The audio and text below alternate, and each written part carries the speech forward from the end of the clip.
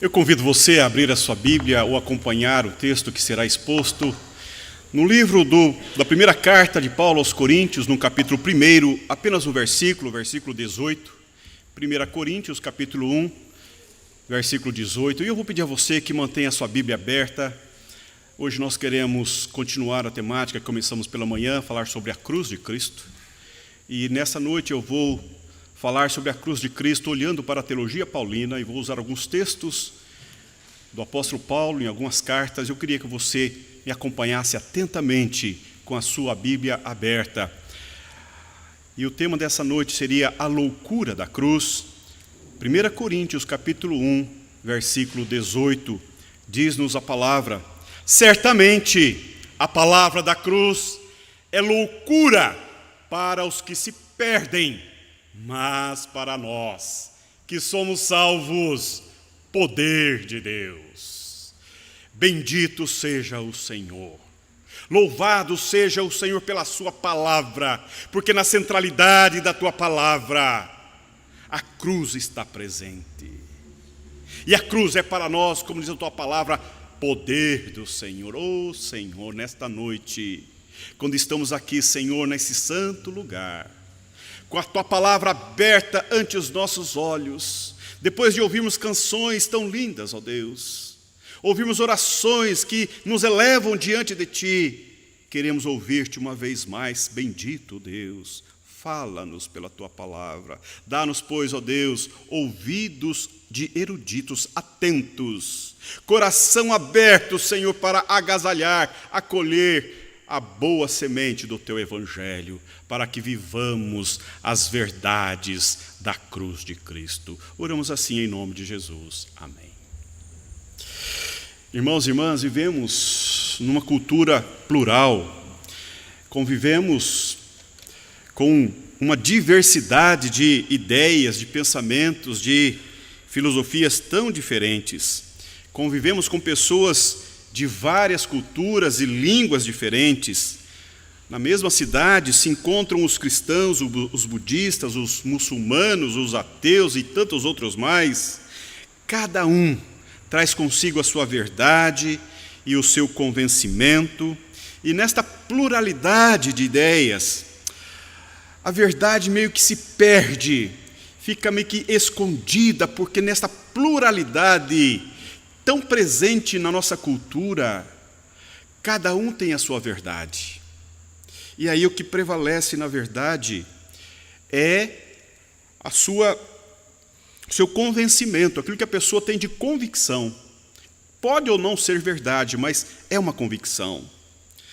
Cada um tem a sua verdade, convive com ela e aceita a verdade do outro, e assim a vida vai passando. Porque o convencimento é importante. As pessoas estão mais ocupadas do que eu estou convencido para que isto me atenda. E o apóstolo Paulo, quando escreve esta carta à igreja de Corinto, igreja para a qual ele ficou 2 anos ali plantando aquela igreja. A igreja de Corinto é uma igreja também de uma cultura bastante diversa, plural. Era uma cidade romana, numa cultura grega, uma cidade portuária. Então ali havia cultos aos deuses romanos, aos deuses gregos. Aquela cidade, por ter um porto muito concorrido, tinha contato com diversas culturas, e essas culturas também, de certa forma, afluíram para dentro da igreja. E a igreja vai revelar uma certa dificuldade em lidar com a pureza, com a segurança e a firmeza do evangelho que Paulo ali pregou, e ela vai revelar essas infiltrações, essas filosofias, ideias diferentes, misturadas com ideias do evangelho, estavam presentes na vida da igreja.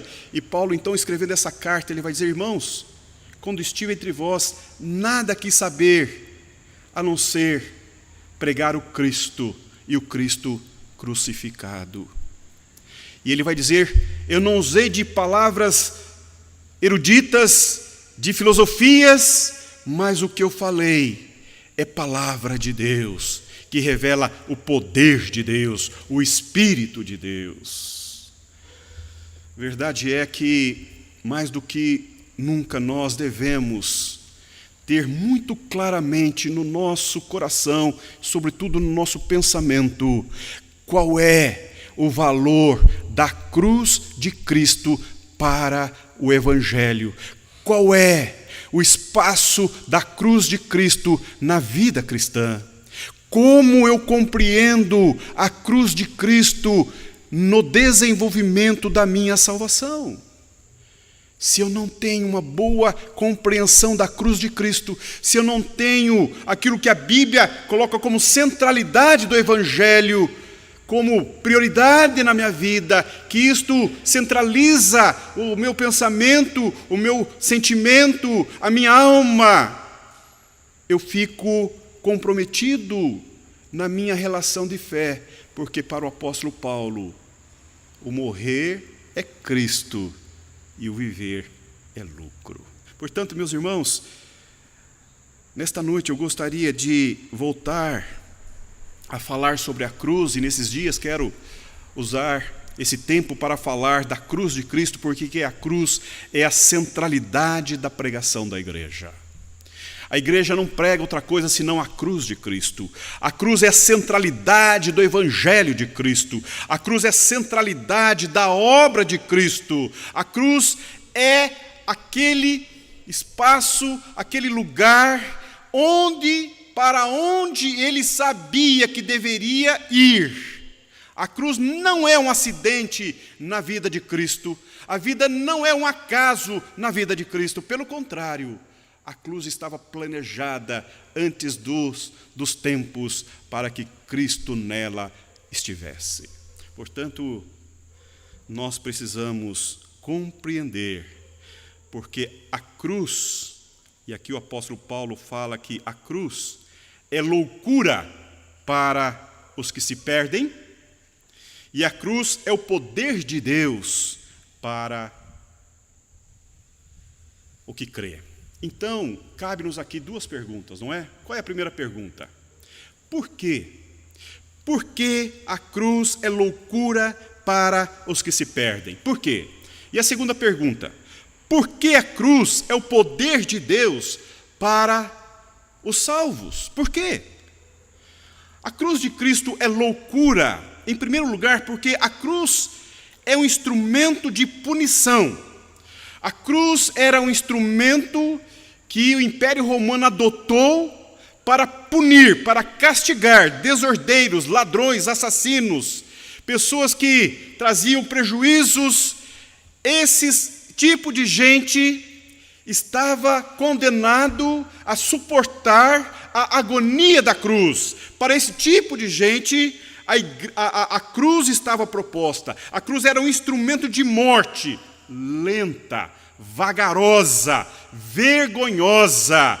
A cruz era um instrumento para punir, para castigar os párias da sociedade, aqueles que contrariavam as verdades propostas pela lei romana. Portanto, para eles, para os romanos, para os gregos, para aqueles que não tiveram a compreensão, e como diz o apóstolo Paulo, que não tiveram a sabedoria de Deus, não compreenderam o poder e a sabedoria de Deus, a estes, o apóstolo diz que a cruz é uma loucura.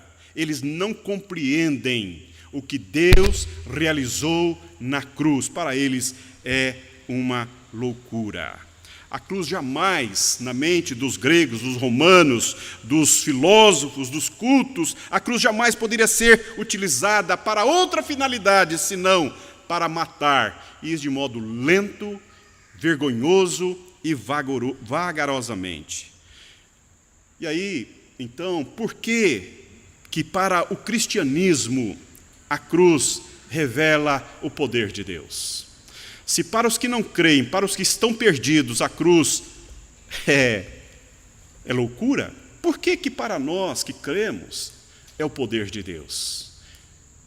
E eu quero hoje responder essa pergunta, propondo que a cruz de Cristo revela o poder de Deus, porque na cruz de Cristo a justiça de Deus e a misericórdia de Deus se beijam. Na cruz de Cristo,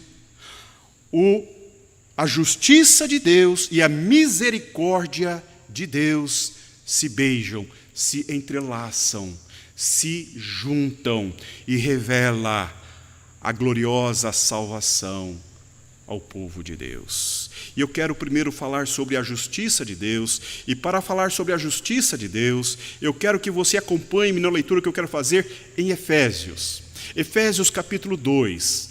Veja o que o apóstolo Paulo fala sobre a justiça de Deus em Efésios.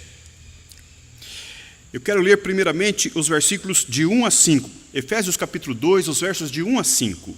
Diz assim o apóstolo Paulo: Ele vos deu vida, estando vós mortos nos vossos delitos e pecados, nos quais andastes outrora, segundo o curso deste mundo, segundo o príncipe da potestade do ar, do espírito que agora atua nos filhos da desobediência, entre os quais também todos nós andamos outrora, segundo as inclinações da nossa carne, fazendo a vontade da carne e dos pensamentos, e éramos por natureza filhos da ira, como também os demais. Para o apóstolo Paulo, nós estávamos mortos. Nós estávamos mortos, e ele diz, nós estávamos mortos em nossos delitos, em nossos pecados. O nosso viver era afrontoso, o nosso viver era alienado de Deus. O nosso modo, o nosso jeito de ver, o nosso estilo de vida, aquilo que nós éramos, aquilo que nós fazíamos, aquilo que nós produzíamos enquanto ser humano, era uma afronta. E por isso, espiritualmente, estávamos mortos. Nós não tínhamos vida para Deus, nós não tínhamos vida com Deus, nós não tínhamos acesso a Deus, nós não tínhamos como entrar numa relação de pertencimento a Deus, uma relação de profundidade do conhecimento de Deus, porque o nosso entendimento estava cego, os nossos olhos estavam cegos, os nossos ouvidos estavam tapados, a nossa vida estava como que morta para as coisas eternas. É isso que o apóstolo Paulo fala. E ele vai dizer também, em Romanos capítulo 3, os versículos 21 a 26, veja o que o apóstolo Paulo vai dizer em Romanos capítulo 3. Mas agora, sem lei, se manifestou a justiça de Deus, testemunhada pela lei e pelos profetas, justiça de Deus mediante a fé em Jesus Cristo, para todos e sobre todos os que creem, porque não há distinção, pois todos pecaram e carecem da glória de Deus, sendo justificados gratuitamente por sua graça, mediante a redenção que há em Cristo Jesus, a quem Deus propôs no seu sangue como propiciação, mediante a fé, para manifestar a sua justiça, por ter Deus, na sua tolerância, deixado impunes os pecados anteriormente cometidos, tendo em vista a manifestação da sua justiça no tempo presente, para ele mesmo ser justo e justificador daquele que tem fé em Jesus Cristo. A cruz é o poder de Deus para nós que cremos, porque na cruz de Cristo a justiça de Deus se realiza. E como Deus realiza a sua justiça? Na cruz, imputando ao seu Filho unigênito todo o pecado que está em nós, todo o pecado seu e meu, toda a injustiça, toda a miséria, toda a tragédia de uma vida vil, desprovida de justeza, os nossos pecados recaíram sobre ele. O profeta Isaías, no capítulo 53, ele vai dizer que ele tomou sobre si as nossas enfermidades e levou sobre o madeiro as nossas enfermidades, para que tivéssemos cura. Numa linguagem poética, ele está dizendo Jesus, naquela cruz, assumiu o peso e a culpa do meu pecado, do seu pecado, do pecado do povo de Deus. Deus fez justiça em minha vida no sangue do Cordeiro. É isso que o apóstolo Paulo está falando aqui em Romanos. Aqui em Romanos.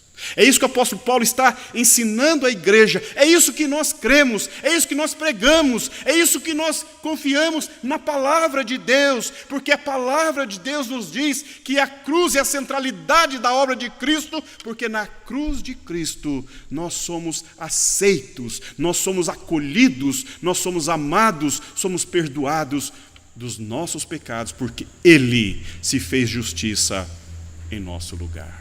Ele sorveu a ira de Deus contra nós. Ele bebeu toda a ira, o cálice da ira de Deus que havia contra nós. Ele sorveu, Ele derramou seu sangue, Ele rasgou a sua carne na cruz por você, por mim, por nós, pelo povo de Deus. E isto é justiça de Deus.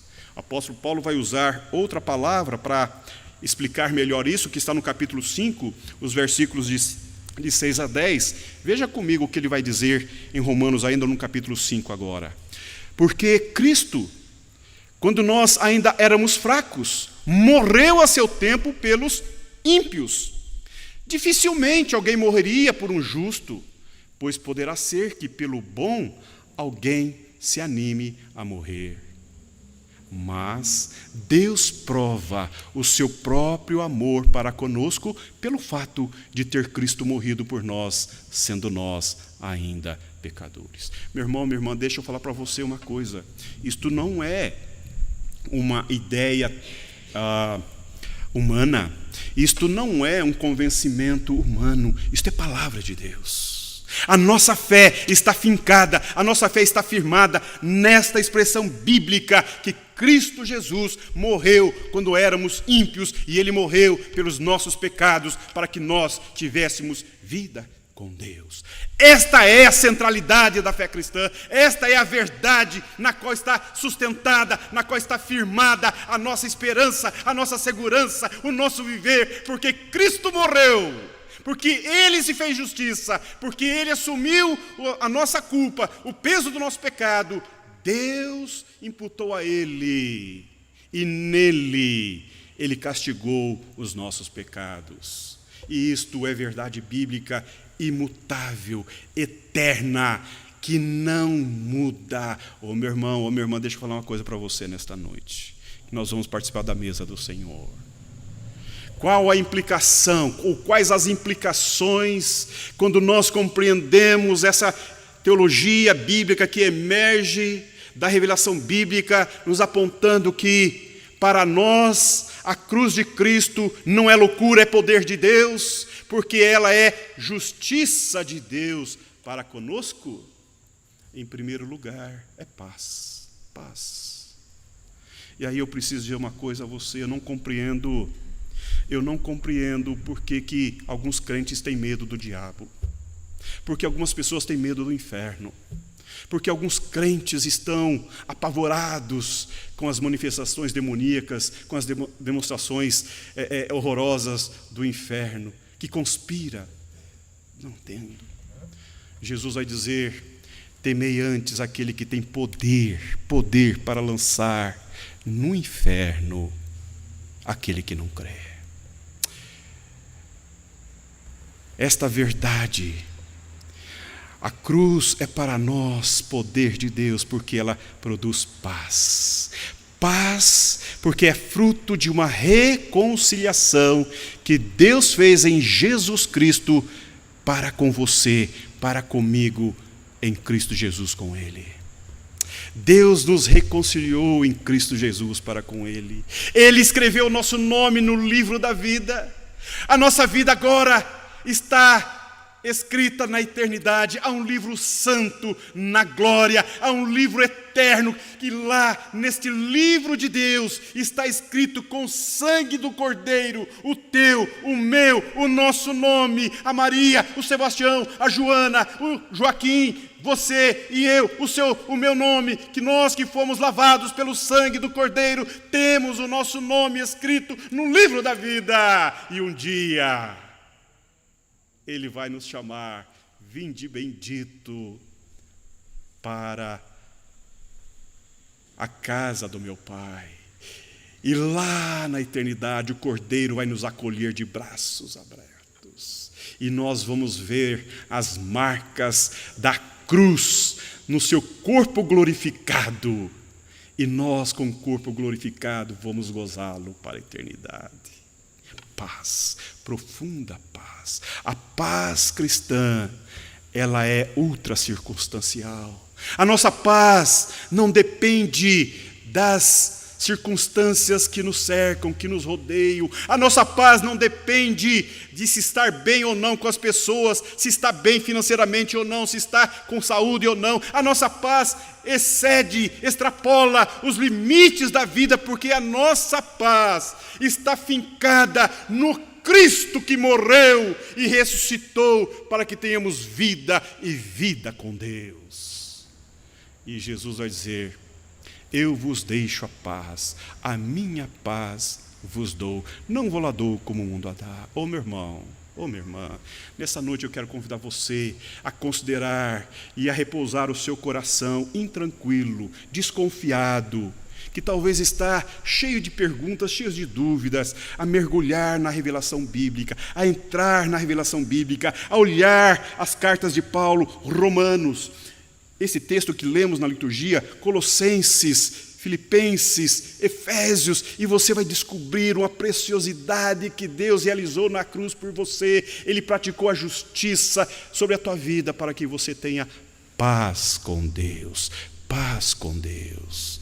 E quando nós temos paz com Deus, nós podemos integrar, ajustar os nossos relacionamentos familiares, os nossos relacionamentos de trabalho, os nossos relacionamentos interpessoais. Nós não somos daqueles que ficam resmungando, chorando, murmurando, questionando, porque nós sabemos que a nossa vida está nas mãos de Deus e Ele nos comprou com alto preço.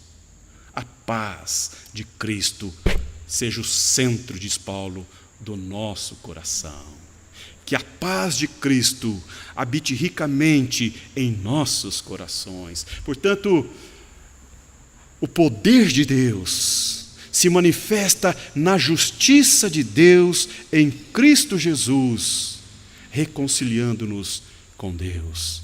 E isto nos traz paz. Mas isso nos traz outra coisa também. Veja, voltando agora para Efésios, veja o que Paulo vai escrever em Efésios, ainda no capítulo 2, no versículo que nós lemos, versículo 3, ele vai dizer, versículo 2 e 3, nos quais andastes outrora, segundo o curso deste mundo, segundo o príncipe da potestade do ar, do espírito que agora atua nos filhos da desobediência, entre os quais também todos nós andamos outrora, segundo as inclinações da nossa carne, fazendo a vontade da carne e dos pensamentos, e eram por natureza filhos da ira, como também os demais. Qual é a outra implicação além da paz? Mudança de vida, mudança de comportamento, mudança de atitude, mudança no estilo de vida, mudança na sua estrutura psíquica, mudança no seu coração, mudança na sua alma. Uma nova realidade está proposta para você, porque você foi liberto.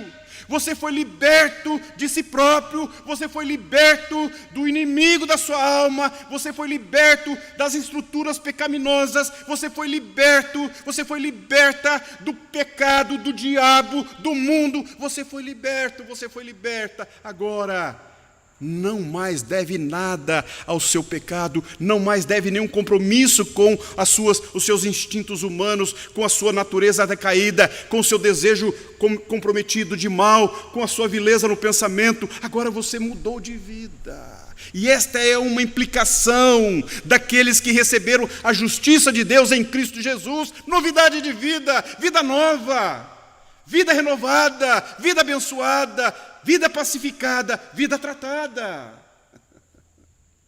O apóstolo Paulo, quando fala do nosso estilo de vida anteriormente, ele vai dizer que nós andávamos segundo o curso deste mundo. Agora, nós não somos mais deste mundo.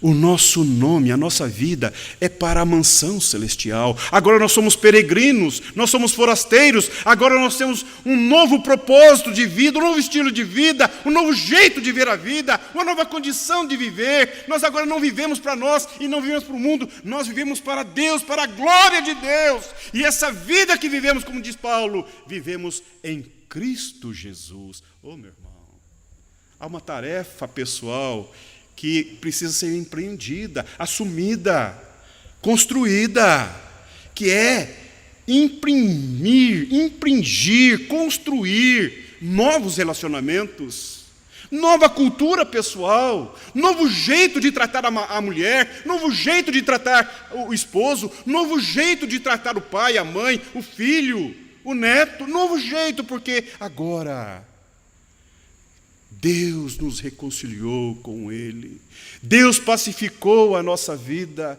Deus nos trouxe a paz, porque nos tirou da rebelião e nos colocou na eternidade. E Ele diz que nós andávamos segundo o curso deste mundo, segundo o príncipe da potestade. Deixa eu dizer uma coisa para você. Ninguém deve nada a Satanás. Satanás está derrotado e ele tem consciência disso, ele sabe disto.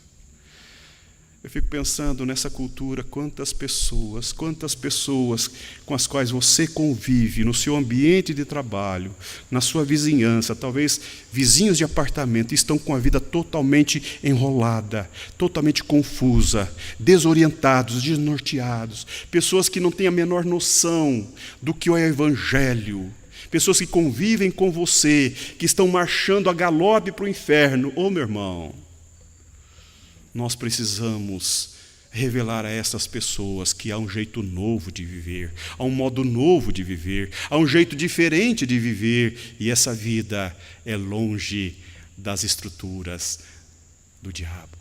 Nós fomos libertos, Deus entrou na casa do valente, Deus resgatou-nos, Deus comprou-nos por alto preço, Deus entrou lá na casa do valente e nos tirou, e nos colocou no reino do Filho do seu amor, diz-nos a palavra de Deus. Eu preciso dizer isso para você porque o Evangelho é cheio de vida, ele exala, ele manifesta, ele impulsiona-nos para uma vida nova, uma vida cheia de vida, uma vida em leveza de vida. Não devemos mais nada ao pecado, nada ao mundo, nada ao diabo. Somos para a glória de Deus. E ele vai dizer: dos filhos que agora atuam nos filhos da desobediência. E ele vai dizer que também éramos, por natureza, filhos da ira. Ora, se nós éramos filhos da ira, agora não mais, porque Deus já retirou a sua ira sobre nós que somos seus filhos. Agora vivemos para Deus. Esta é uma implicação da justiça de Deus em nós. Agora eu quero concluir falando também da misericórdia. Eu disse que a misericórdia e a justiça de Deus se beijam na cruz, se entrelaçam na cruz. E esta é uma realidade bíblica. Veja o que o apóstolo Paulo vai dizer agora no versículo 6 do capítulo 2. Mas Deus, sendo rico em misericórdia, por causa do grande amor com que nos amou, e estando nós mortos em nossos delitos, nos deu vida juntamente com Cristo. Pela graça sois salvos. E nos e juntamente com ele nos ressuscitou e nos fez assentar nos lugares celestiais em Cristo Jesus, para mostrar nos séculos vindouros a suprema riqueza da sua graça em bondade para conosco em Cristo Jesus, porque pela graça sois salvos mediante a fé, e isto não vem de vós, é dom de Deus.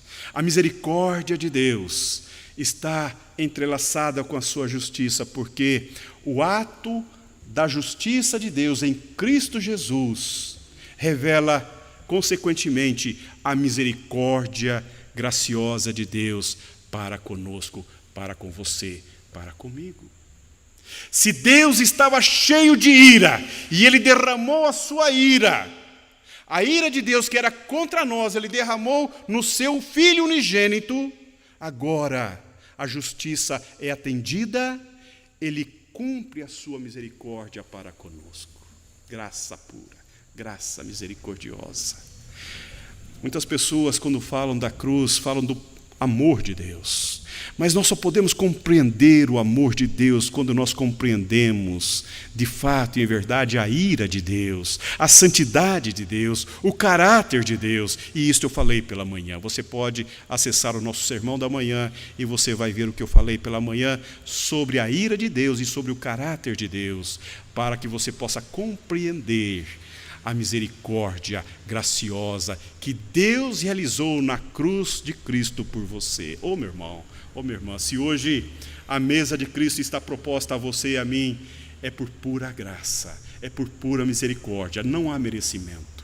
Não há merecimento, não há méritos em nós, não há nada em nós que justifique essa graça de podermos ter o nosso nome no livro da vida, sermos contados entre o povo de Deus e participarmos desse banquete eterno com o povo de Deus, viver para a glória de Deus. Eu quero, portanto, concluir dizendo que a implicação para que nós vivemos essa realidade da graça misericordiosa de Deus, isso tem a ver com a salvação, com a redenção, com a segurança, com a certeza, com a convicção de que eu estou em Cristo Jesus, de que Cristo Jesus me libertou, de que Cristo Jesus pagou a minha dívida, que Ele exerceu misericórdia, que Ele exerceu graça. Quando eu olho para a cruz, eu vejo a graça de Cristo que me foi favorável. Vou contar uma história para vocês de um homem, e com isso eu quero encerrar meu sermão. Há um homem chamado José, que tinha um burrico, e o José morava sozinho num vilarejo rural, e ele andava não montado no seu burrico. O seu burrico era o seu único amigo, na verdade. E o José, de manhã, passava puxando o seu burrico pela corda, ia direto para o boteco. Ia direto para o boteco para tomar umas pingas, para conversar com os amigos, e passava grande parte do dia ali e dava umas cachaças também para o seu burrico. Numa manhã de domingo, o José, passando em frente à igreja, ele ouviu um hino. Ele ouviu um hino. Morri, morri na cruz por ti, que fazes tu por mim? Morri, morri na cruz por ti, que fazes tu por mim? E aquilo captou o pensamento do José. E aquilo entrou no coração do José. E aquela voz do povo cantando lá no templo, uma igreja pequena, ecoava para fora, e aquilo penetrou o coração do José. Mas ele não entrou, ele foi para tomar a sua cana, a sua cachaça com o seu burrico. Na segunda-feira foi procurar o pastor. E ele ficou intrigado e queria saber como isto, que Jesus morreu na cruz, como isto faz sentido para ele. E então o pastor começou a estudar a Bíblia com o seu José.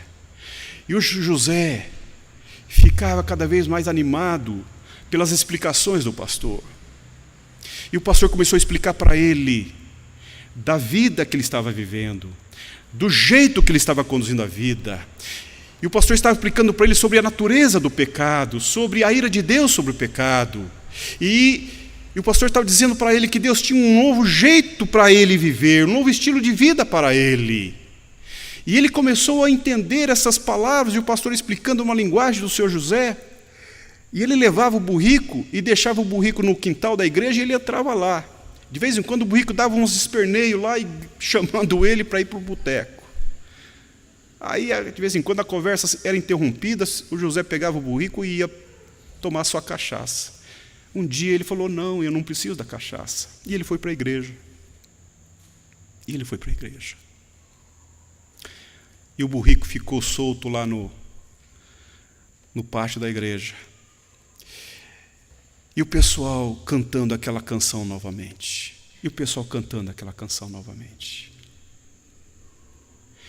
Morri na cruz por ti, que fazes tu por mim. E essa canção penetrou o coração do José, e agora faz muito mais sentido para ele a compreensão da graça misericordiosa de Deus para com a sua vida. E o José entendeu que o amor de Deus lhe foi favorável. E o José entendeu que ele precisava mudar o estilo de vida. E o José compreendeu que agora não mais precisava sair de casa para ir tomar a sua cana, a sua cachaça, para esquecer as amarguras da vida, porque agora um novo sentido de vida entrou na sua vida. E naquela manhã, o pessoal falou, José, o seu burrico saiu, o seu burrico foi embora. E o José queria ficar. E chegou na hora da Santa Ceia, o pastor pregando um sermão belo sobre a cruz de Cristo. E ele vendo aquele povo tomando parte da mesa do Senhor, ele se emocionou. E de repente ali, no seu canto, ele começou a glorificar a Deus. Glória a Deus, glória a Deus, glória a Deus. Com burrico, sem burrico, glória a Deus. Com burrico, sem burrico, glória a Deus. Meus irmãos e minhas irmãs, há coisas na nossa vida que precisam ser deixadas para trás. Há coisas na nossa vida que não fazem parte do estilo de vida cristão. Há, às vezes, algumas manias, alguns pensamentos, algumas ideias que nos visitam, que nos consomem, que nos perturbam, alguns comportamentos que você sabe que é equivocado, que não condiz com o estilo de vida cristã. Eu quero dizer para você nesta noite, você foi chamada para viver para a glória de Deus, para a glória de Deus. Você não precisa de muleta, você não precisa de amuleto, você não precisa de penduricalhos, você não precisa de nada além dessa experiência profunda do amor derramado na cruz de Cristo. Cristo lhe é suficiente para uma vida cheia de sentido, cheia de vida. Jesus vai dizer que o ladrão vem para roubar, matar e destruir. E ele diz, eu vim para que tenha vida e vida em abundância. Esta é uma verdade que nós asseguramos na cruz. Somente aqueles que foram eleitos por Deus, que foram a Cristo Jesus, a estes e só a estes, a nova vida está proposta. E a estes que a nova vida está proposta, o desafio é viver uma vida santa, reta e justa para a glória de Deus. Sem isto ou sem aquilo, glória a Deus. Que Deus te abençoe.